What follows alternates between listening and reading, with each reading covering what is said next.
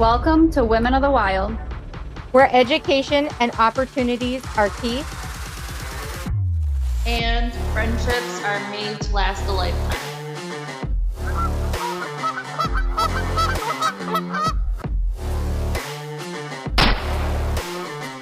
Did you get it? You think we got him? You think we got him? We got him. All right, Skylar, what do we got here? We've got a nice looking red fox.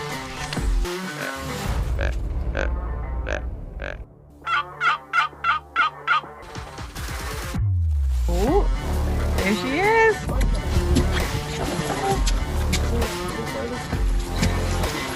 Woo!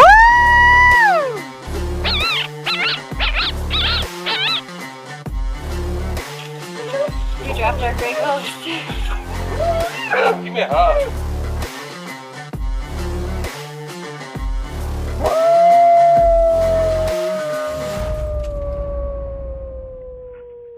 Welcome back to Season 2 Women of the Wild podcast. We would like to first start off by thanking our title sponsors for the 2024 year. Atlantic Coral Enterprise, one of the largest import dealers in the world with excellent quality for hides, skulls, shells, and amazing gifts for friends and family or even your household. You can find them at AtlanticCoralEnterprise.com. RM Custom Called, multiple world championships from Main Street to Live Duck. American made, veteran owned. When you want to win on the stage or in the blind, we have you covered. Small shop, big sound. You can find them at rmcustomcall.com or on Instagram. We also have Rhino Land Safaris, providing exceptional quality with unmatched hospitality and cuisine, offering African safaris, a destination hunt for the avid rifle or bow hunter with some of the best trophy management South Africa has to offer. You can find them at rhinoland.co.za or on Facebook, Instagram. Hey everyone, Andy Lehman here from ACC Crappie Sticks. Just want to let you know about our crappie baits and jig heads. We have a wide selection of the hottest colors and big eye crappie jig heads in the most popular colors and sizes.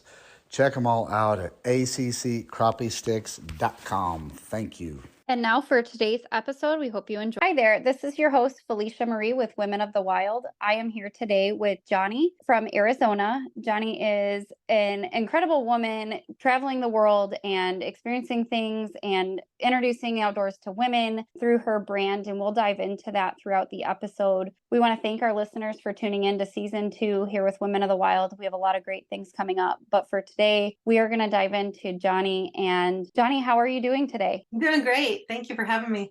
Absolutely. I'm really excited to talk to you. You have had some incredible adventures and even to talk about, your upbringing and everything. So can we start there? And can you tell the listeners a little bit about yourself, maybe introduce yourself and let us know how you got into the outdoors?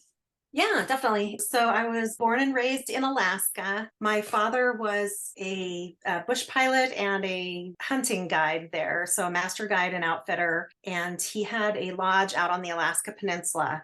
So I really kind of grew up in this very what you would picture Alaska to be like. That's how I grew up. So flying around in a small bush plane, we got to land on glaciers and hop out to rivers and fish and just that kind of lifestyle. And then in the summers, we also commercial fished. So when I wasn't in school, I was spending the summers down on the Kenai Peninsula doing commercial fishing as well. And so that was also a very outdoor lifestyle, being out on the boats and working with your hands and just developing an appreciation for nature. So that was kind of my basic upbringing ever since I was a little kid. As I got older, I got involved more in archery when I met my husband, and we ended up opening a archery store in Alaska. So it was a really big place. It was like 5,600 square feet. We had an indoor range and a techno hunt, and I taught lessons there, and I taught a homeschool program for children where they would come in and do archery classes with me and get their PE credit. And we had a full archery pro shop there for 7 years. And I got to, take women out I would get to totally outfit a woman. So take women in, teach them how to shoot, get them outfitted with a bow, get them prepped for hunting. And then sometimes I would actually go out on hunting adventures with them. and sit with them if they were nervous or it was their first time or things like that. And so that was a really fun sort of way to take that background that I had with my father in the hunting world and kind of move it into my own my own interests. And I didn't only do it with women, it was men too, but I really loved getting women involved in the outdoors. So that part was a really fun focus for me. That's absolutely amazing. So your upbringing, you lived in basically paradise. I mean, most hunters, avid hunters, Alaska is like a dream for them. Yeah. And then you met your husband and opened this archery shop. And it sounds like you excelled extremely well for that. But then it brought you down to the lower 48. Yeah. So what happened actually was we had the archery store for 7 years. It was super busy. I loved it. We just put absolutely everything into it. And I just started having some weird symptoms when I would be teaching classes. I would also teach for Alaska Department of Fish and Game for their women's BOW program. And I would do these archery presentations and classes in front of large groups. And I would have to project my voice and I would start getting winded. And I would almost be panting while I was talking. I was running out of air. It would make me very dizzy. And I started having like circulation issues. And I went in, thought I was just going to get some quick checkup. They were going to tell me to, pop this pill and I could go on with my busy life. And that's not what happened. It turned out I got diagnosed with a rare disease that they told me was incurable. And they told me I did not have very much time left. They told me I had about 2 years. And so my husband and I were completely devastated. And for a while, when you get that kind of information, you're just so devastated, you can't really process it. Everything was just kind of a blur for months. And then we decided if we just had such a short amount of time left, we were going to make bucket lists and go live our lives together the best we could and have some fun before our time ran out. And so we sold the archery store and we're going to travel a bunch. And then I found out the number one specialist in the world on my rare disease was at the Mayo Clinic in Scottsdale, Arizona. Mm-hmm. And so I ended up flying down here multiple times and I did some experimental surgeries and he had some really amazing information. I tried some treatments out of Europe and ended up realizing I could get way better care here. And they removed that expiration date off my life. And it just seemed like it was going to be a better life for me. So we ended up picking up and moving to Arizona, which for an Alaska girl has been really crazy to get used to, but it was much better for my health. So that's how we ended up down here. I mean, that's an incredible journey to go on for your health. And then to find that there is, something that's going to be able to extend that period for you. I mean, obviously, if this is something incurable, this is something that you're going to have for the rest of your life. But is this anything that's hindering you like today? Are you now, I'm assuming that the expiration of that 2 years has been removed? Yes. So we are quite a few years past that expiration date. I study extensively, I research extensively. I read 6+ books on health every month. I'm reading blogs constantly. I study holistic medicine, Western medicine. I'm all about mixing it all up and trying anything I can. And I will search out doctors.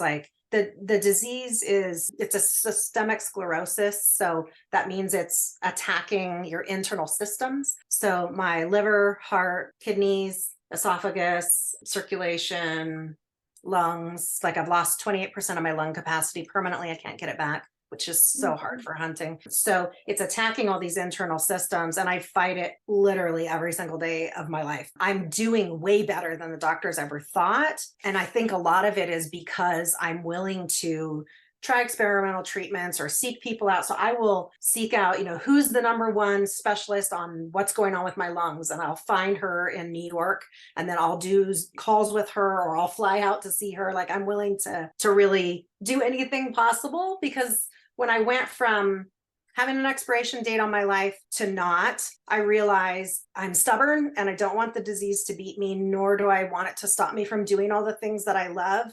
And I just kind of flipped my thinking around and thought, no, I'm not going to give in and I'm not going to lay down for this and I'm not going to sit on the couch and not do all the things that I enjoy doing. So I have surprised and shocked the doctors down here a bunch and that's been great. And so, yeah, but I still fight it.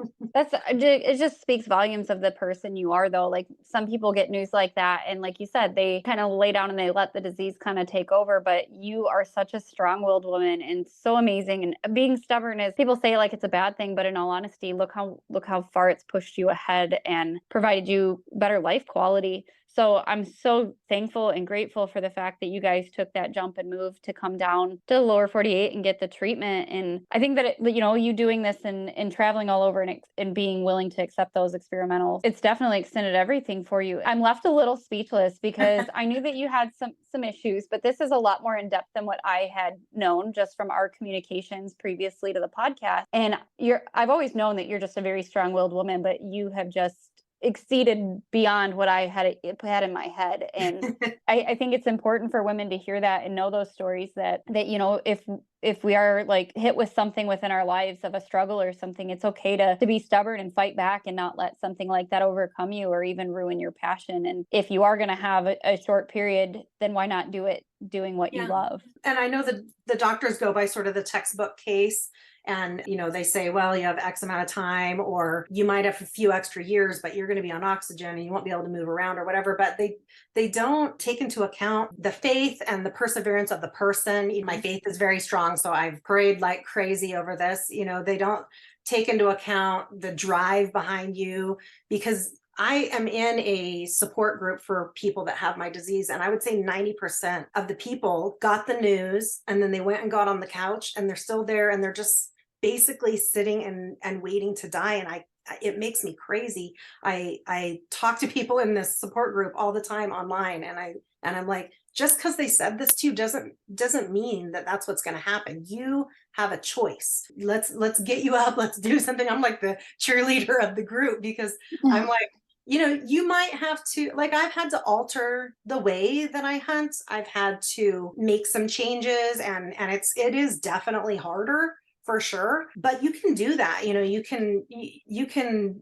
accommodate and adapt and still go and do all the things that you love to do. And you can, take that weight of what someone says is going to happen to you off of you. And you can be your own advocate and choose, to fight for your life. Right. Yeah. I mean, taking action and having that fight in you, I think it's something that no doctor can ever know. I always say it's just, at the end of the day, medicine is still just an educated guess, because like you said, every person has a different will, and what that will is willing to do for them and the action they're willing to take can change that outcome regardless of what, previous studies have shown. Yeah, for sure. So is it safe to say that this is kind of what drives you in the outdoors, like that? Having this and having been told that type of information, what is it that drives your passion for the outdoors? Honestly, I just really enjoy it. The disease it's frustrating. It's very frustrating, but I will say, like, just for example, I in the spring, around, it was March of this year, I had archery red stag on my bucket list. So my background is I only bow hunt, which is kind of weird. I started off bow hunting. I enjoyed it so much. I just stuck with that. So I've shot 28 big game animals with my bow, and I've only shot one animal with a rifle, which was just this fall. So that was my first rifle hunt. But so anyways, I wanted to do this red stag bow hunt in the spring in New Zealand, and it was number one on my bucket list. And it was difficult. Like, everything about it was difficult because of my disease. I have 50% of my esophagus is paralyzed. I choke on my food a lot. There's issues with, where am I going to be sleeping and how am I going to be sleeping? I have to be propped up, and traveling that far, I had to take 17 different meds with me, and I had to get permission and all these letters to get them into New Zealand. I mean, it was very complicated. I have a bunch of degeneration from the disease in my spine. And so I was having horrible nerve pain. And right before the trip, I got spine injections, and then I couldn't draw my bow. And I had to do this crazy, all out 3-week rehab on my shoulder, to get it back so I could draw my bow. It was just, the whole thing was tough. And then I got over there and I took an amazing stag. I was able to crawl on my hands and knees and belly crawl and get up close. And it was so amazing and fun. And I would say that, on that, the thing that drove me, one is, that stubbornness where I'm like, this disease is not going to beat me. It is not going to stop me. That's part of it. But two, I love that feeling of bow hunting, of crawling on your hands and knees and belly crawling and laying there for an hour because you get trapped and you can't move, and sneaking in and getting crazy close and then being able to, make an ethical shot. Like, I just really enjoy that, the whole process of it, not just the harvest of it, but that whole process, planning, getting there, the whole hunt. I really enjoy that. I have to say you're a woman after my own heart, because I always say that it's like the suck and the suffering behind hunting that I enjoy the most. I don't care if I harvest anything. Yeah. But can we circle back to that red stag? Because for the girls that aren't following you, they need to. You're under Joni Marie on Facebook, and so also all social medias, Instagram. And that red stag you took in New Zealand was, I mean, amazing. Can you tell us more about that hunt? Because I personally, red stag is like high up on my list, right? Like, I even have one tattooed on my leg. I love them Oh, that wow. much. And when I saw your trip, I was floored. And you took a group of women over there. There was a couple of you that went, and you took red stag, you took other animals as well. Yeah. Would you like to tell us about that hunt and Yeah. experience?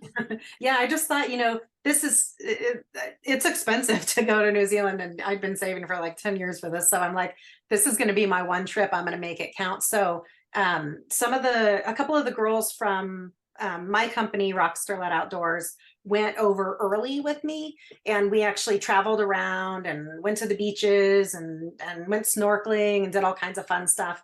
And then we met up with a bunch of additional ladies on the other island. And those ladies, most of them were from Proas, which is an outerwear company. Mm-hmm. And I'm the Arizona rep for Proas, and I've been with them for a long time.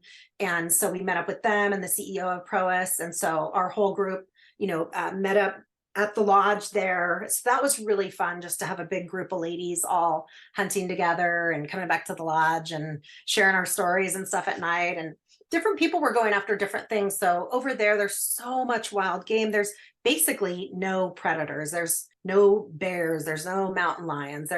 So their wild game is really prevalent, which is incredible. So you saw stuff everywhere, but some people were hunting chamois, some people were hunting tahr, some people were hunting goat. So that was really fun. I wanted an arapawa ram as well. Mm-hmm. That was something that I really wanted to take with my bow. Also, part of that was I had been to Hawaii years ago, bow hunting for sheep. And when I shot a sheep there, the whole hide got ruined. And, they have that cool dreadlock hide. Mm-hmm. And so I always wanted to get one. And then Arapawa ram looks like that as well. It has those really cool, big, puffy dreadlocks on them. And I ended up getting an Arapawa ram as well. And I love that memory just as much as the red stag, because I had a female guide. Her name's Bree. She's a total badass. She's so amazing. And so it was so empowering to me as two women. So we're on the side of this super steep mountain.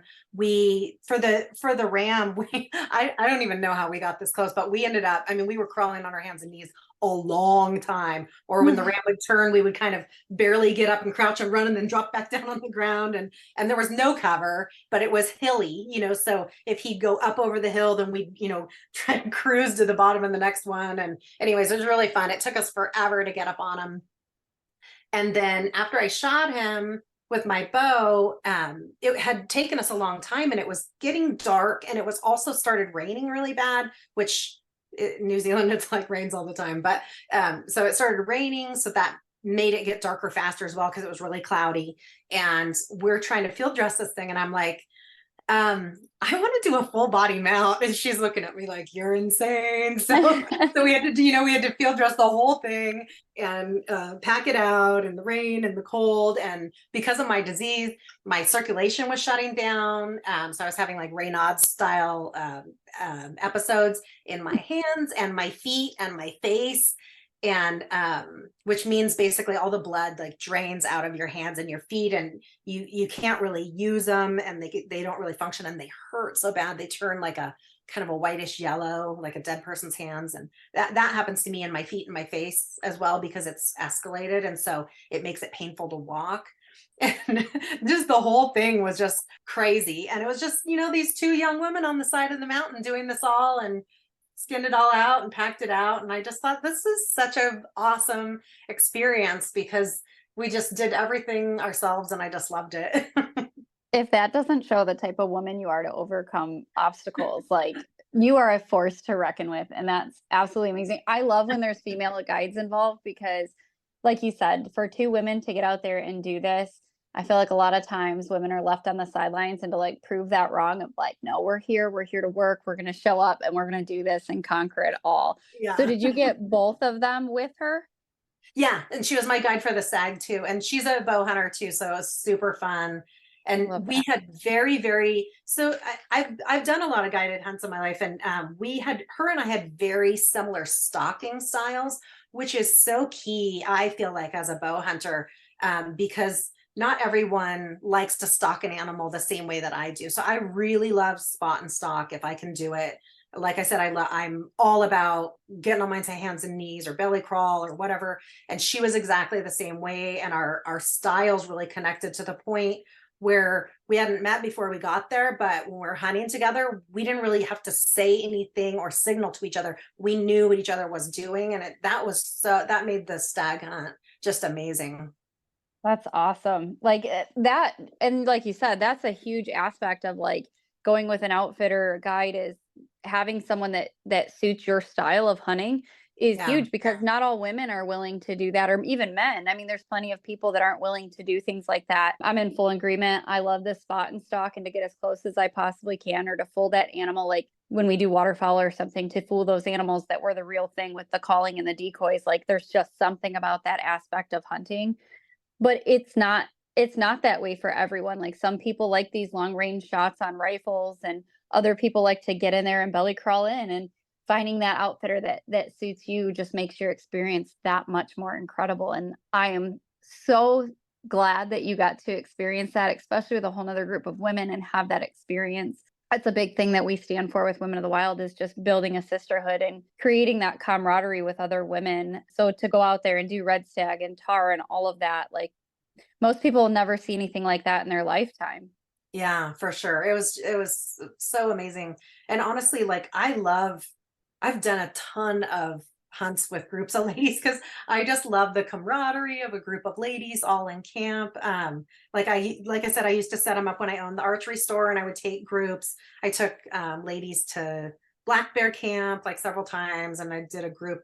We flew down and went turkey hunting in Kansas, and me and another girlfriend went down and did an alligator hunt with our bows. But then after I sold the archery store, I've started to just set those things up through Rockstarlette as well. And not that, so my clothing company, I make, activewear and lifestyle wear. So I'm not making outerwear, but there's a lot of women that like the designs because I do a lot of hunting based designs, elk and mountain goat and moose and different things like that on the clothing. And so people have kind of connected through that. And I started seeing more and more women saying, oh, I'd love to go on an adventure, but I don't have anybody to go with or whatever. And so I just started setting up trips through the clothing brand as well. And so I've taken a bunch of groups through that. And then I started having ladies say, I don't have anybody to fish with, or I don't have anybody to go just travel with or camping with. And so then I started setting up like camping trips and four-wheeling trips and fishing trips. And so I try to do,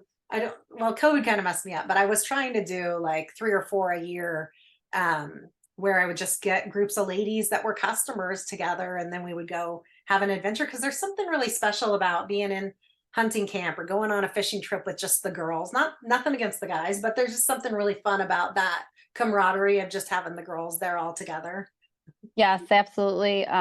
There's a lot of women's groups out there doing this. And I always tell women, like, there's no reason that we have to be here to compete with each other, that it's about supporting each other, that especially with a demographic, or even just, some of us are, working full time and busy lives, or moms or anything like that. So a group might be putting something on that it might conflict with the schedule, or it might conflict with a demographic. And seeing these women's groups, I feel like in the last 3 years that have exploded through things like what you're talking about with Rockstarlette, or Prois does a ton. I've been on a few of theirs that are always amazing. Yeah. But there's so many of these groups, and I tell women, like, it's creating a safe space for women, and it's nothing against the guys. It's not that we're excluding them. Like, we host co-ed events. I know our Africa hunt is co-ed. So we leave that open for if people want to get their spouses involved, or we do youth hunts and things like that. But there's a completely different dynamic for a group of women getting together that is, to me, unmatched. Like, I've been hunting with big groups of guys. I've been hunting in co-ed, but there's just this whole spark of fun that happens that's completely different when it's an entire group of women. Yeah, for sure. And I only do a couple a year, like I said, for Rockstarlette, and it might be something as simple as travel here and we're going to go all do a wine tasting and stay for 2 days and go fishing and go home. I mean, it's just something really basic, but just kind of to get ladies together. But I've gone and like you said, there's tons of different groups out there doing them, and I love finding those and going on a bunch of those and supporting all those groups or brands or whoever's doing it too, because they're just such fun adventures, and it's so neat to see all these different ladies groups that are setting them up. I love it. Yeah, absolutely. It warms my heart to see that many women's groups, and especially when you see them like booking the way that they do. Like with us, our main focus is education and safety. So we take a lot of the first time hunters. It's not about pile pictures or the harvest for us. We're like that introduction stage that we try to keep our prices low. We work with grants and sponsorship dollars to be able to provide these as like an educational intro. And then it gets these girls comfortable. We also host like online courses or in-person courses to get them comfortable before we get out there. So I just love the full encompassing of like this support of getting women together in the outdoors. I would love to ask you, because you have a ton of experience and you are so well versed in the outdoors, if you have any advice or tips or tricks for women that you could share to our listeners to maybe inspire someone who wants to get into big game hunting or bow hunting or anything like that, that's kind of like a little reserved. Do you have any advice to those women? Oh gosh, I mean, right off the top of my head, I would say just from owning the archery store and seeing ladies that were maybe doing archery like in a league and they loved shooting their bows, but they never hunted, or maybe they didn't have someone to go hunt with and they didn't know how to get started. I really love the BOW program, which is Becoming an Outdoors Woman, which is nationwide. Not every state has it, but a lot of states have it. And I taught for them in Alaska, and it's usually through fishing. It was through Alaska Fish and Game. Here it's through Arizona Game and Fish. And I've also taught for them. I taught their bow hunting class here as well. They do multiple weekend seminars for ladies to just take maybe a 3 or 4 hour class with information to kind of help them. Like the one I teach here in Arizona for them is basically you're already into archery and you want to take that next step to get involved in bow hunting. And then I'll spend 4 hours with the ladies going over equipment. We'll do some shooting. We'll talk about shot placement. We'll talk about blood trailing, things like that. And there are women all over the country that are teaching for that program. It's super inexpensive. So that's a great way to get started with just some, little quick courses to kind of see maybe if it's something you want to do. So I would encourage people to seek out, it's called Becoming an Outdoors Woman, and it's generally through Fish and Game, but I would encourage people to seek out those programs. There's actually, as I've gone to a few of them and taught and stuff, there's actually groups of ladies that travel around with their girlfriends to different ones. So at this last time I was at the Arizona one, there was a group of ladies and they were like, yeah, we went up and did the Alaska one year. We did the Hawaii one year. We did one in Kansas one year. So, and they all get together and then they go, because each one is different. What they're teaching in Arizona is going to be totally different than what we were teaching in Alaska. In Alaska, we were doing snow camping and ice fishing. And, my archery class was out in the snow, and the one here is like totally different. So you can do some really cool regional things if you go to all the different states. That's really awesome. That's a great way to get more well-versed as an outdoors woman. So that's fantastic. Yeah. We're going to jump and take our mid-segment break real quick and hear from our sponsors, and we'll be right back to finish speaking with Joni. Share your love of the outdoors with your little ones through the exciting adventures in Dr. Josh Farr's children's books. As an avid sportsman, Dr. Josh Farr has taken his passion for the outdoors and uses his vivid storytelling to teach valuable lessons and appreciation of the world. Learn the alphabet through the ABCs of hunting. Find joy in exploring the outdoors with Let's Go Out and Play and more. You and your child will love learning about nature with Dr. Josh Farr. See all of his books now at drjoshfarr.com. That's drjoshfarr.com. Weeby Knives, a brand of skinning, fleshing, and butchering knives perfect for the hunters, trappers, and fishermen, with a unique high-quality knife for animals of all shapes and sizes. You can find them and more information at weebyknives.com or on Facebook, Instagram. Stonehouse Digital Consulting. Elevate your small business with Stonehouse's expert marketing solutions. Ignite your online presence and thrive with a tailored strategy to drive your growth. You can find them and more information at stonehousedigitalconsulting.com or on Facebook, Instagram, or LinkedIn. Livingston County Pheasants Forever, Chapter 465, with a mission to conserve pheasant, quail, and other wildlife through habitat improvements, public access, education, and conservation. You can contribute by joining the meetings on the first Thursday of every month at 7 p.m. at the Howell American Legion Hall on the corner of M59 and Grand River. For more information and to get involved, you can find them at pf465.com or on Facebook, Instagram. Dreamcatcher Charters, a Michigan-based guide service for walleye, sturgeon, and duck hunting, with a passion that drives their success, sharing the phenomenal Michigan waterways with everyone. You can find them on Facebook, Instagram. Feather Moon Outdoors, offering calls made from select materials. Every pot is fine-tuned in the house using the highest quality materials available. Also offering diaphragm, slate, glass, grunt calls, and more. For more information, you can find them at feathermoonoutdoors.com or on Facebook, Instagram. Stay tuned, more podcasts to come. So welcome back. We are here on our episode with Women of the Wild podcast with Joni Marie. And we've dove into her as an outdoors woman, her drive, her passion, exceeding beyond limitations of her disease state, and her encompassing of women in the outdoors. With all of that, Joni, I would like to dive into, you brought it up earlier in the podcast about Rockstarlette Outdoors, and I followed your company for a long time, and it's pretty phenomenal what you guys do, and even your merchandise with the activewear and the lifestyle wear that you guys have, it's pretty cool. Like even your swimsuits and everything like that. It's really nice to see that there's a brand out there for women who love the outdoors as much as we do. But I would love for you to kind of tell us about Rockstarlette and how it got started and, give us a little insight about your company. Yeah, thank you. I appreciate that. When I owned the archery store in Alaska, I just started off initially, making some clothing to sell in the store. I was drawing logos. I've always been kind of an artsy fartsy person. After I got my degree, I got a degree in psychology in college. I actually just picked up and rented I'm kind of bold and crazy sometimes. So I rented a apartment on the internet in Paris because I'd always wanted to live there. And I just picked up and moved over there. And while I was living over there, I didn't even know French when I got there.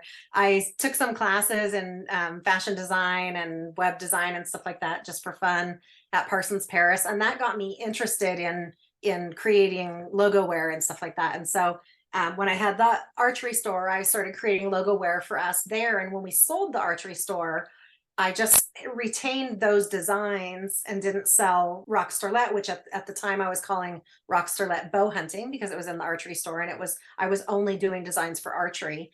And so I sold the store. I kept on the logo line and I expanded it and changed it to Rockstarlette Outdoors so that I could encompass a lot more outdoor activities. I didn't want to leave out the ladies that liked rifle hunting, but I also wanted to add things like, fishing and camping and hiking and horseback riding and off-roading and all kinds of outdoor adventures. And so basically I was making lifestyle wear and I was drawing all the logos, or I still am, all the logos, all the pattern. We have, say, like a turkey feather pattern, leggings and sports bras and things like that. I'm creating all those patterns. We have, logos with Euro mount of a moose with arrows going through it. Those are designs that I've drawn and stuff. And so I enjoy creating designs that where women can wear their passions. So if you're passionate about fishing or you're passionate about shooting your bow, that you can find, fun lifestyle wear that represents those passions that you can wear in your everyday life. And then it kind of expanded from there. And I got involved in activewear. I started doing leggings and sports bras and swimwear and UPF fishing shirts and all kinds of things like that. And so it just kind of kept growing and expanding. And that artsy fartsy side of me was just having so much fun being creative that it just kept going. And now I'm doing some homewares. And, I don't know, it's kind of like a bit of a stress release for me. And when I'm struggling with my disease, when I'm having trouble, sometimes I have really bad nerve pain going down my legs. Sometimes I just can hardly walk, but I have a home office, so I can come in here and I can just draw and design and be creative and sit at my computer. And it's a really nice outlet for me. And it kind of draws together that creative side of me with my passion for the outdoors. And so it's just been a fun thing that just kept growing and growing. And now I have a team of like 35 ladies on my staff that all love all different kinds of outdoor adventures. And they're such amazing, inspiring ladies. Everybody's really different. You know, I'll have one lady that's super into trail running and another lady's like a amazing ice fisherman. And so that's just been really fun to bring all these ladies together and get their input as well. And so it kept snowballing. Yeah. And I have to say, your designs and creativity are like unmatched. I've not seen anything that matches or even is comparable to Rockstarlette Outdoors. Like, yeah, we talked about this earlier. My absolute favorite is your turkey feather one. I know you just released that blanket that's like the Yes. fleece on the other side, and that like instantly hit like, this is what I need. Christmas, birthday, anybody that knows me, like that was like super high on my list because your stuff is beautiful and it's comfortable, but it's like you said, wearing the passion. But I love that it is so unique. Like your eye for that design, it's fantastic. For the listeners, definitely need to check out Rockstarlette Outdoors on Instagram, Facebook, check their website out because there's not another product out there that I feel is contending with you. And I think it's phenomenal to be able to provide that to outdoors women because we don't want to just wear like, some big brand store. We want to support companies like yourself and we want to wear things that fit what we're doing and what we're passionate about in the outdoors. And I think it's super awesome what you're doing. And I love that it's so encompassing that it's like, you can be a big game hunter, you can be a fisherman, you can be a hiker. It doesn't matter. We have something for everyone. Like, I love that your company does that. I really appreciate that. Thank you. And I should add, I said I draw all the logos, but I actually do about 90%, and then about 10%.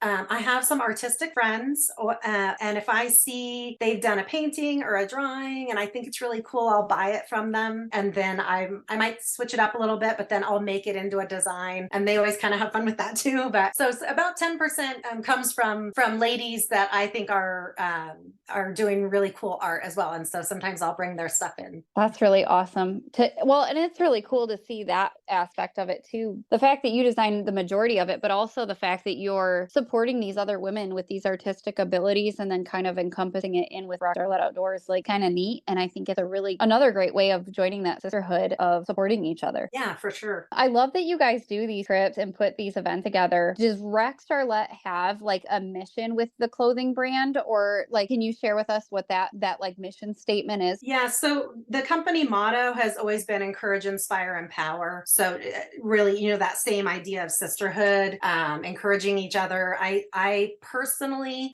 have no patience for mean girls. It's just, I don't like it. I don't, I don't like being around it. So I'm all about like ladies supporting each other and lifting each other up, whether you're an absolute beginner and you never tried something, or you're a seasoned professional at it. I can't stand people bashing on each other or being nasty on social media or any of that stuff. So if you see me commenting on social media, it's always me telling complete strangers that they're amazing or whatever, but that's my outlook. I love to pump other ladies up. And so the motto of the company is encourage, inspire, empower. And in all honesty, that as women in the outdoors, we already fight so many struggles. We should be encompassing in supporting an outdoors woman. We should be out there supporting and encouraging other women.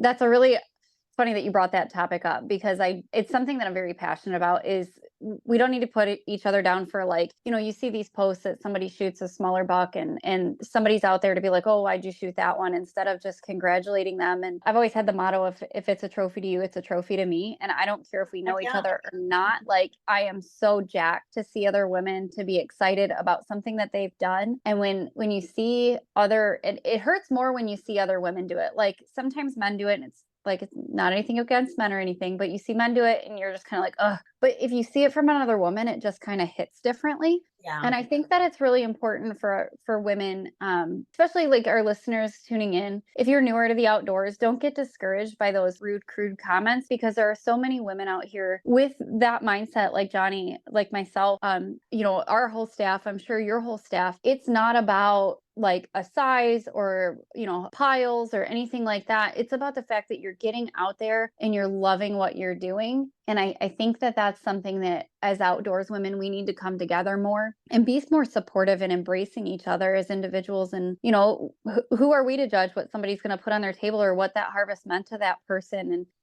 it's one of those things that it just drives me crazy to hear or see other women put each other down over harvests, or maybe even the way they do something. Like I've seen some where, they don't like the way that you're holding your bow or something. And it's, or they get on each other for wearing makeup. She Yes. makeup when she hunted. Who cares? If she feels cute in makeup and she hunts, knock herself out. Like, who cares? And if she doesn't wear makeup, that's fine too. But what does it matter? Like, I honestly have like a whole new level of respect for the women that get up and put their whole face on, because to me, that's showing that much more commitment. You're not just rolling out of bed and going, you're actually like putting yourself together and taking that extra time. To me, that tells me they woke up sooner. You know what I mean? So to me, I have like a whole new level of respect for those women that like put their face on. Or like one I saw recently was like having nails done. Who cares?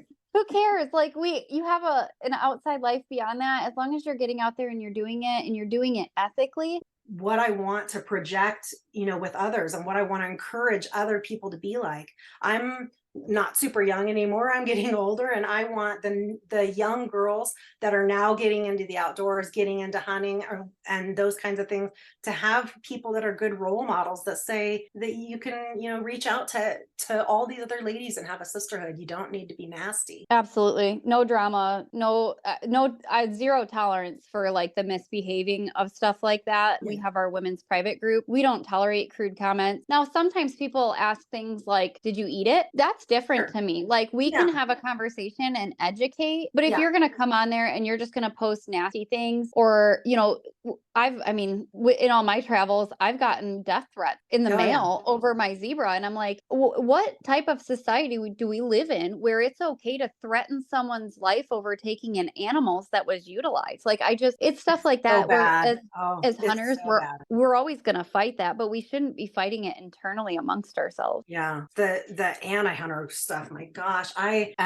So many years ago, I shot a brown bear with my bow, and I was the 6th woman ever in history to take a brown bear with a bow. And it was pretty cool, experience. And I ended up on the cover of Hunt Alaska magazine and with the bear. And somehow someone in Europe got wind of it, in England, and they started this nasty, nasty anti-hunting campaign against me. And they got my cell phone number. I have no idea how. And they were calling and threatening. They figured out where I worked. They started calling my job and threatening me at work. And they were threatening to kill me and all kinds of things. And then they actually put an article in the Mirror, which is the London newspaper. And it had me and 2 other women in it, our pictures. And it called me a psychopath and said that, I was deranged, this deranged killer. And like, it was crazy. It was a very crazy experience. Yeah. This was like more than 10 years ago. But it was just, when you said anti-hunting, it just brought that up and made me think of it. I mean, those anti-hunters, they just get nuts. Like, and they're worse to women. I swear it's like they think women are supposed to be these nurturing beings or something, and so therefore they can't hunt, I guess. And so it just seems like they're even nastier to women than they are to men. Yes, which is kind of funny to me, because if you look at the animal kingdom and our ancestry, women were the primary hunters. Right. So it's within our nature. And most women, right? I would say 90% of the women that I encounter, it is truly about being ethical and harvesting that animal to its full potential and respecting that animal. Like I don't ever take it lightly to take an animal's life. And most women don't. We have this odd, like you said, nurturing emotion that when we do, we almost feel bad. And it's funny to me that people think that we're deranged psychopaths for killing things, but it's like we're utilizing that. And the ones that get me the worst are the ones that are buying meat in a grocery store. Right. And then they get upset at hunters. And that to me, I don't think I will ever understand. I have a high respect for like vegetarians and vegans and stuff like that because I could never live my life that way. I respect the hell out of them that they can, and I fully support their decision. The only time it becomes a problem is when they feel that that's how I need to live my life as well, and what I'm doing is incorrect or other women are doing is wrong or unethical. Or this year I had one where I got ripped apart over a monkey, a vervet monkey in South Africa, of how I was I think, what did it say? I was some young, rich white girl from the US. And I was like, A, I'm not young. B, I'm not rich. Like, I am just like everyone else. And it's about education, learning the management of some of these animals. Conservation is in place for a reason. And if there are limits or quotas or things like that on animals, we are abiding by that. We're not out there like a lot of times I feel like people affiliate hunters with poaching, but in all reality, hunters are the number one contributor to conservation, and we are working with those animals and learning their lifestyle and their habitats, and probably know more than most of these anti-hunters about an animal and appreciate them to a whole nother level that most will never understand, not being a hunter. Yeah, for sure. Absolutely. Yep. So I know we went on a little rant there, but I think it's important to talk about. I got sidetracked, sorry. That's okay. Like, honestly, I think it's really important for our listeners to understand that there's a massive dynamic out there that maybe they haven't experienced yet, or know how to handle it. With that being said, I'm sure with the animals that you've taken, you've had a lot of this. And like you said, with your brown bear, what can you give a tip to our listeners for how to handle an anti-hunter, or maybe somebody negatively commenting? What is your best advice for them and how to handle a situation like that? I think it depends on the comment. That some of the anti-hunters are just literally trolling and they want a response. And if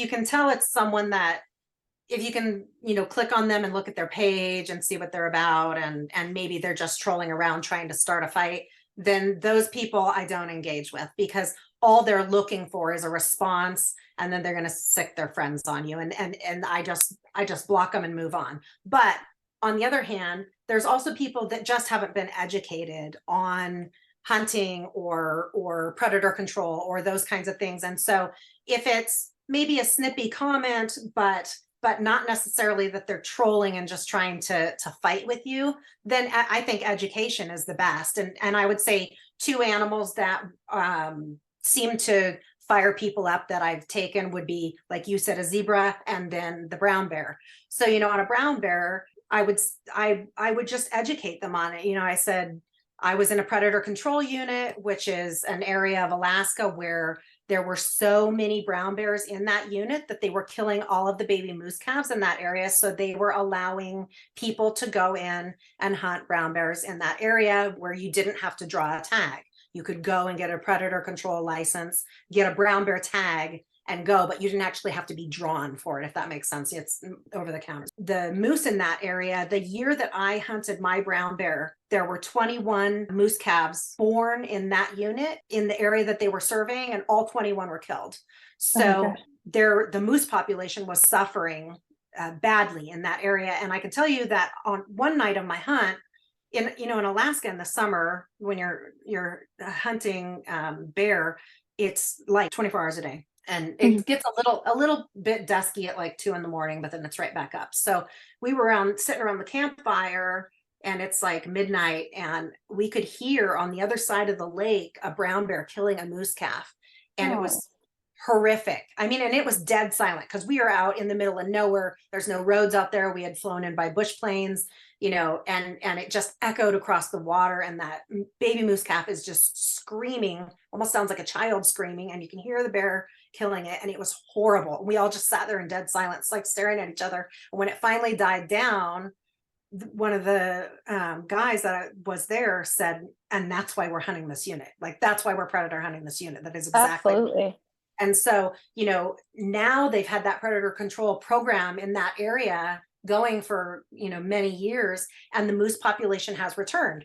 Is the bear population decimated there? No, they're careful about that balance, and Fish and Game does a good job of balancing that out, but they've taken enough bears out of that unit that the moose population has been able to rebound. And so I think if you can educate someone on the facts like that in a situation, sometimes you can flip someone around, at least, that doesn't maybe understand hunting, but can understand the facts of the situation. Absolutely. And I think that's the big thing too, right? We're looking, Fish and Game is looking at population management in certain aspects. So like you said, a depletion of a species, they're going to look at why it's depleting and how they can fix that. Hunters aren't in there to eradicate a species. Like, I think that's a false conception that a lot of maybe newer, like maybe people that don't hunt or anti-hunters or just people that don't know yet don't understand that those restrictions are put into place to thrive all species and not just deplete one completely. And something like brown bears completely could decimate an entire moose population if not managed and controlled. So I think that's really important. And like with you said about the zebra, a lot of the kickback that we get, because we host an annual Africa trip, we actually have one this May, it'll be our third time back. But the zebra is always the big one that is it's the biggest debate of it's a horse. Yeah. And I always have that argument back of, I understand that that's what the conception here in America has led you to believe. But in all reality, when you're in another country like that, they're no different than a whitetail is to us. Like, if not more so, some of the, like, we're in the Limpopo area, the populations in that area are heavily managed, and they're not going to take beyond their means of what's there. And there's like a certain specific, and I can't speak for all outfitters, just the one that I work for and we use for Women of the Wild, but there's a management process of, okay, well, we have this many elephants and we have this many of this, and we have to make sure that, a population of the lions doesn't get out of control, or, hyenas and things like that. Or if they have management, I think that's a really big thing for people to understand. The zebra I took 2 years ago, gosh, she was so old, her hooves were rotting off her feet and her teeth were were ground down to almost nothing. When I got up on her and realized, because I was that person once, like I didn't understand it until I did it. And when I got up on her and I realized how old she was, like her skin was turning to leather, like there wasn't a lot of fur left in like her armpit. And the guide was like, she'd have been lucky to last another year if a leopard or hyena or some sort of other predator didn't take her down, which is a much more brutal way to be taken out than by a hunter. Like, we respect that harvest, that meat's utilized. So I think that education key is always the most important. I agree with not engaging. I think sometimes they're just looking for more ammunition for attack, that they're hoping that they can, an anti-hunter can tick you off enough for you to have a nasty response and they can use that against you. Exactly. So yeah. I definitely agree with you on that. And I hate that we have to have this conversation, but I know that there's a lot of women who are just getting into it, and it's not necessarily big game. You can have it with your waterfowl, with turkey, with small game. Like, you can experience this even from fishing. So I think it's important to have that conversation for maybe some of the girls who are just getting into it, that are going to get their first, because it's going to happen at some point in your hunting career, or hobby, however you want to state that. At some point in time, if you're posting it on social media, you are going to get hit with that. And I think it's important to know not to engage. Yeah.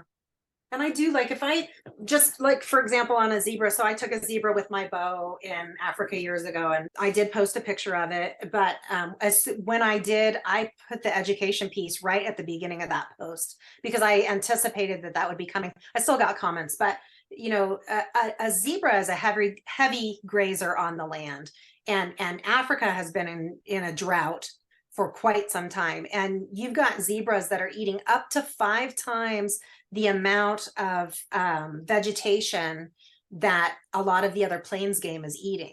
So if you remove one zebra from an area, there will be 5 plains game that can eat that food source. So there is a balance there that you have to think about as well. And so they are smart about managing that, especially in a drought time. They have to be really cognizant of how they're managing their resources. But in addition to that, zebra meat is phenomenal. Like Mhm. it's probably one of my top 3 game meats. It is really, really good as well. And so I think sometimes with African game, people think, oh, you didn't eat it or you didn't utilize it. That's actually complete opposite of what happens there. Not only do you eat the meat, but you can't bring it back into the US because African meat is not considered a clean game area like New Zealand was, where I could bring the meat back with from the red stag.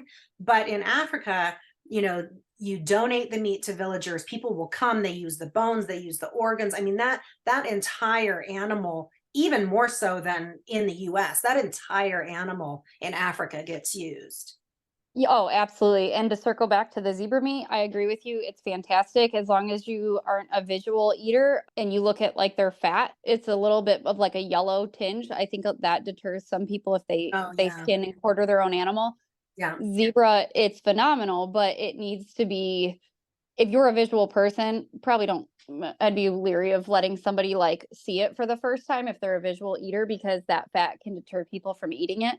But Yeah. absolutely, the meat from a lot of these animals that you're going to take from out of our country, especially in places like Africa. I didn't know that you could take that meat home from New Zealand. So you just actually educated me on that. We go to Africa every year, and that's a big conversation that we always have, is what happens with that meat. And I think it's important for people to know that that meat is utilized and donated to schools, to nursing facilities, to villages, and consumed by the people there. And it actually is what is the biggest lead to stopping poaching, is because those villages don't have a need to poach if their meat is being sourced from people from around the world coming and hunting there.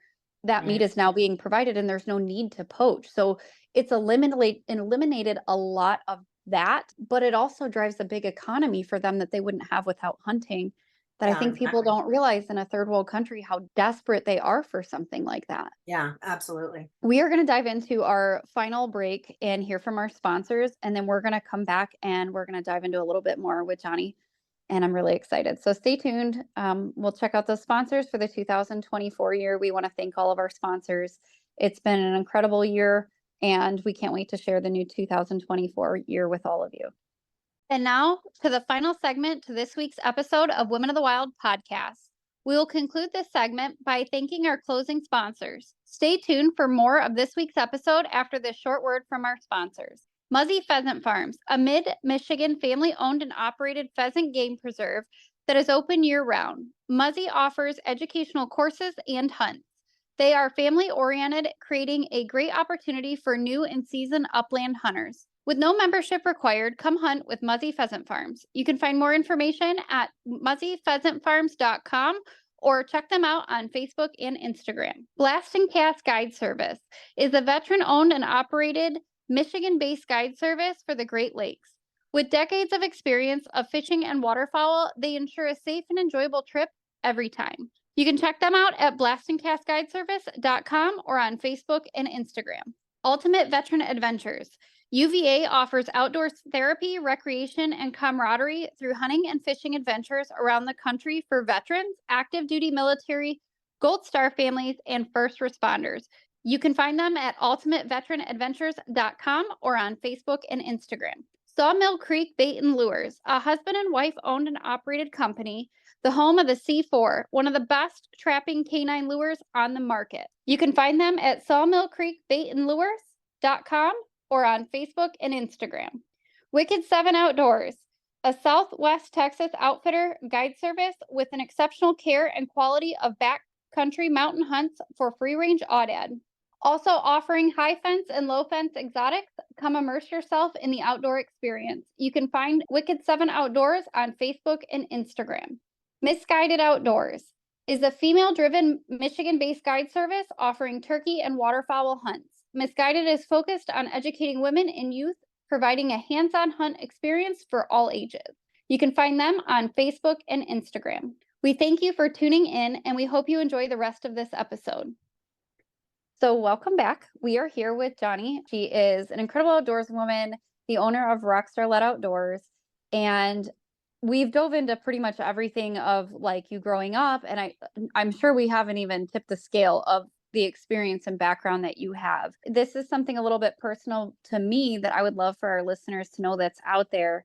And I know we discussed it previously, but there's a book that is in my household. It's actually sitting right next to me. It's always within an arm's reach in my office, but it's The Unpredictable Giants that your dad wrote.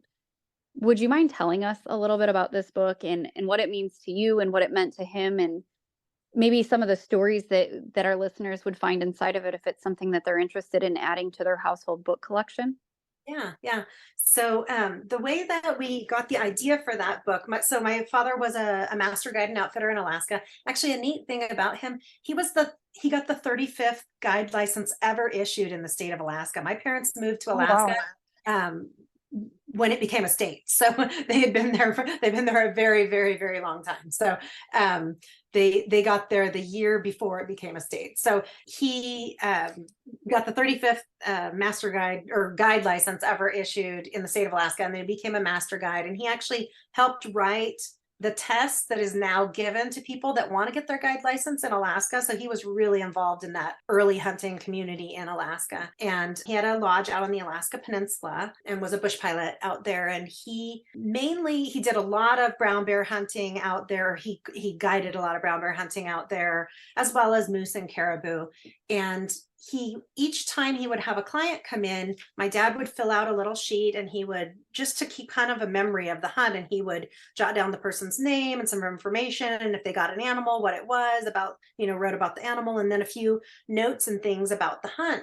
And he kept this book, and he owned this lodge for many, many, many years. And so we got this huge book, and we used to always flip through it, and there'd be some funny stories and notes and things in there. And we started talking about it and said, this would make a cool book if you picked your favorite hunts out of this that had the most interesting stories, and you took these cards that you had kept over the years and you kind of fleshed them out and wrote short stories and created, a big kind of hardbound coffee table book with a lot of cool pictures and things. I think it'd be really neat. And so that's how that came to be, the idea. And so the book is Unpredictable Giants, and it's 60 short stories about all these different bear hunts that happened at his hunting lodge.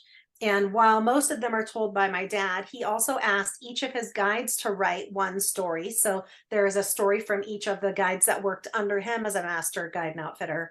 And so there's some little bit different, tone there from different people telling their stories as well.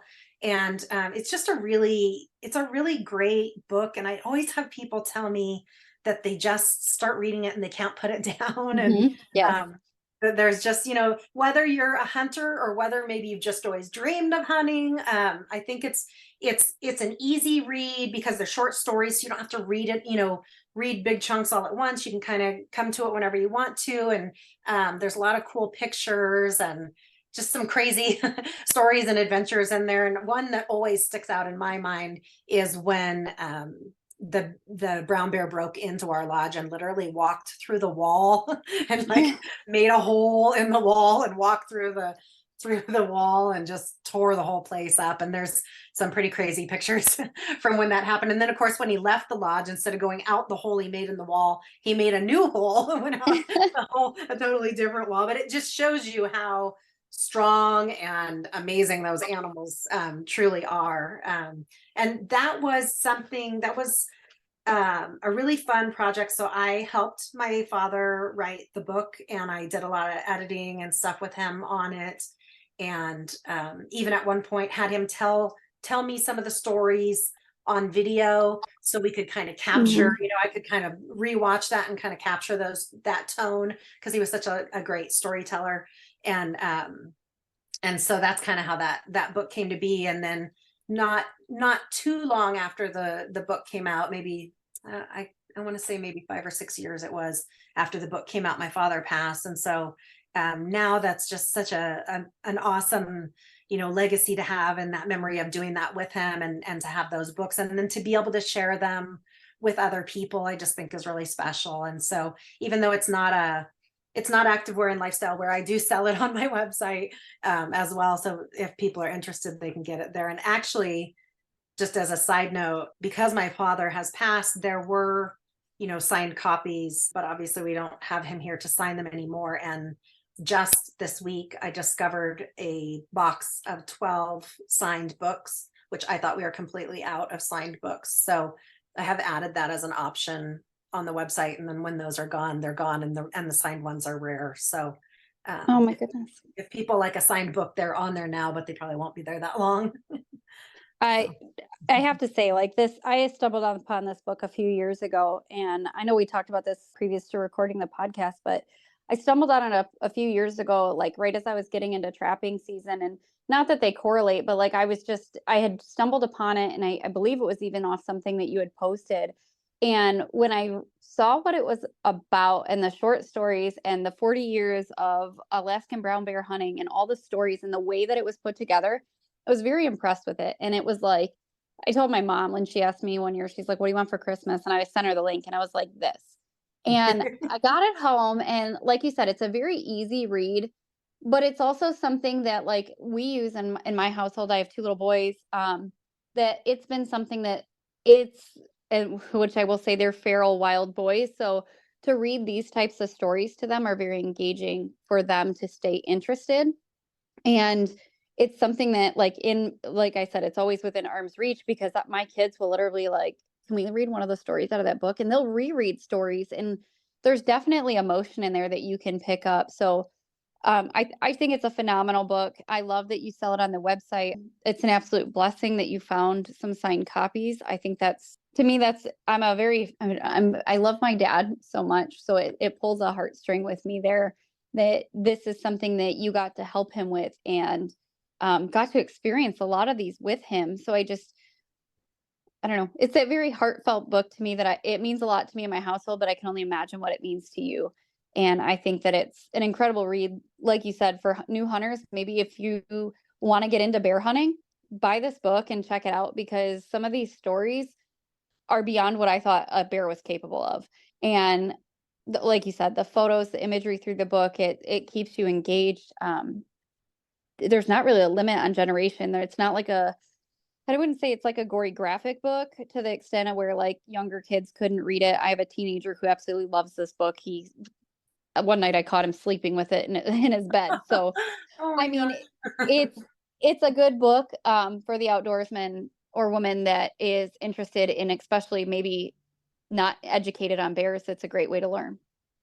That is so touching. Um, Just thank you for sharing that. My dad would just absolutely love that your boys love it, and that's so special. And like honestly, just that like would mean so much to him, just to have some kids that are inspired and interested in hunting from reading it. That's really special. So thank you.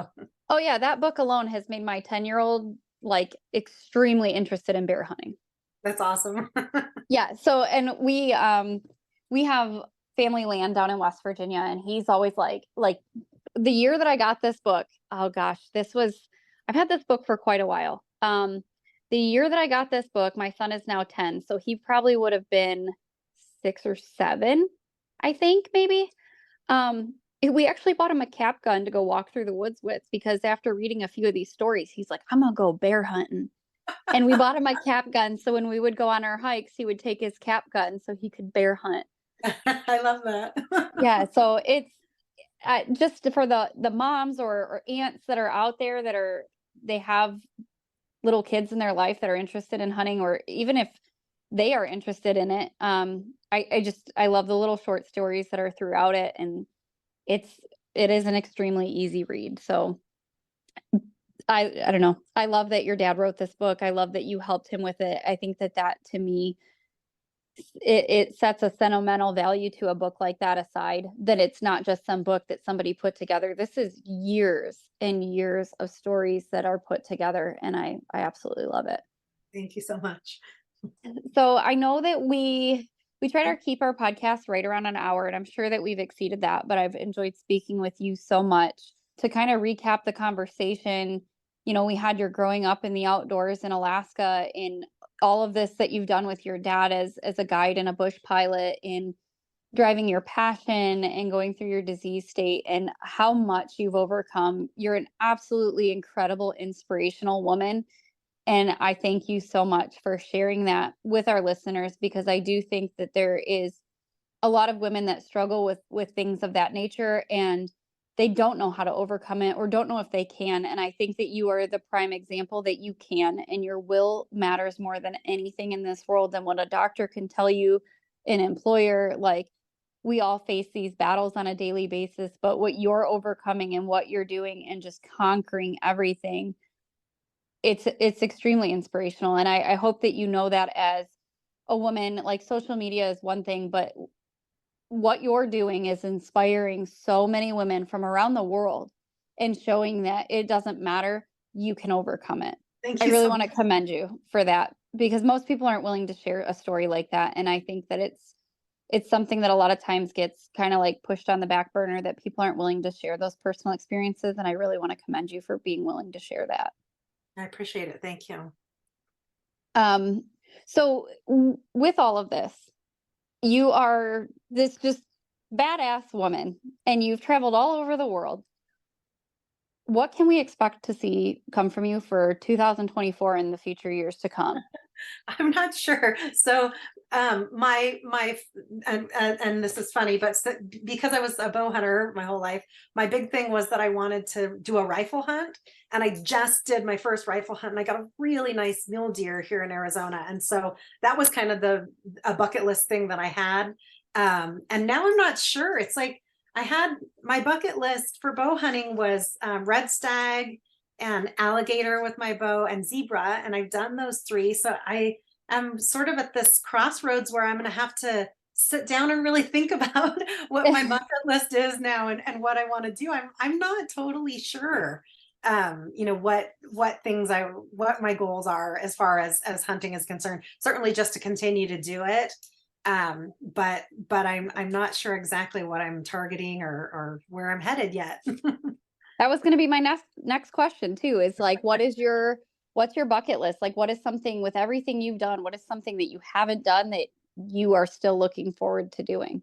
Well, I have my father's recurve, and he did a lot of hunting with a recurve. He took tons of different Alaskan, moose and doll sheep and goat and bear with his recurve bow. And I have his recurve, and then I have several long bows of my own as well. So all the animals that I've taken with my bow have been with my compound. I would like to do some hunting with his recurve or my long bows. And I actually had a black bear hunt booked in Canada with my best friend, who is out. Her and her husband are outfitters up there, and it got shut down for COVID. You couldn't get into the country, so I had that set up to go do. So I'll probably put that back on the list as far as getting up there to see her in Canada, and then also doing a recurve hunt. That's on the list for sure. But beyond that, I'm not sure. I love that though, because what a cool way to honor your dad too, is to hunt a bear with a recurve. Yeah. I love it. Well, Joni, do you mind sharing with our listeners? We've gone over all of this, and I would love for our listeners who maybe feel like they would like to learn more from you or get connected with you, or maybe even check out Rockstarlette or the Unpredictable Giants book, where they can find you and where they can find your branding and websites and everything for people to find you. Yeah, definitely. So Rockstarlette is just rockstarletteoutdoors.com for the website. And then our social medias are, on Facebook and TikTok. I'm not super great at TikTok, but I'm learning. But Facebook, TikTok, and Instagram are all just Rockstarlette Outdoors. So yeah, I'd love for people to find that, engage with us on there. And I love customer picks.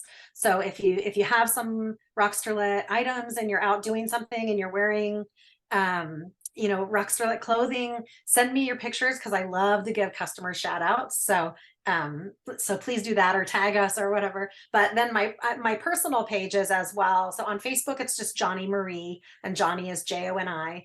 On Instagram, it's RBGRRRL. So originally, when I had Rockstarlette Bow Hunting, before I changed it to Rockstarlette Outdoors, so that stood for Rockstarlette Bow Hunting Girl, and the girl is like a growl, like GRRL. If that makes sense. So, that was my username, and then I've just never changed it. So, RBGRRRL on Instagram, and then Facebook is Joni Marie. I love that you shared that little piece of information, because I always wondered what that was for. I know, and everybody's like, you should change it, and I'm like, Honestly, at this No. point, everybody just knows me by that. No, I love it. And it was always one of those ones that sparked an interest of like, because you see some of these usernames and you're like, wonder where that came from. So I love the origin of that. And Yeah. I want to thank you for coming on and sharing your experience, for coming on and telling everybody your story, being vulnerable. I think that's something that sometimes we feel that we have to be like this hard rock and we have to like that's the only way we can inspire. But in all reality, sometimes letting that softer side and being vulnerable out and letting people hear our stories is really important. And I really appreciate you allowing us to dive into your life, to dive into your company, this book with your dad. All of that it means so much to us. And with Women of the Wild, we love supporting women's companies who are embodying a woman in the outdoors. And I think that you are a perfect example of that woman. And like I said, the inspiration that you provide to women is unmatched and incredible. So I just want to say thank you. And I really loved having this conversation. And I hope to have many more with you. And one of these days, we're going to have to get on a hunt or something together because Yeah. you're an incredible woman. And I hope people, and after listening to this, dig into you and your company a little bit and see that there are women out here who are just amazing women that have a heart full of just love for women in the outdoors. I really appreciate that so much. I'm going to keep an eye out on the hunts that y'all have coming up because that would be really fun.